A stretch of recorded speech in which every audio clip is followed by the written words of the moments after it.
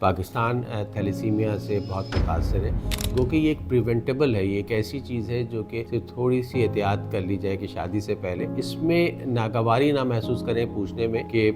جس لڑکی سے یا جس لڑکے سے شادی ہو رہی ہے، ارینج میرج ہو رہی ہے یا کسی بھی طریقے سے اسے پوچھ لیا جائے کہ بھائی ایک ٹیسٹ کرا لیجئے، تاکہ یہ نہ ہو کہ آپ بھی پریشان ہو اور دوسرا بھی پریشان ہو۔ اب تو یہ قانونی طور پہ بھی تمام چیزیں ہیں، لیکن سوچری لوگ اس کو اپنی حد تک سمجھتے ہیں شاید، تو یہ بالکل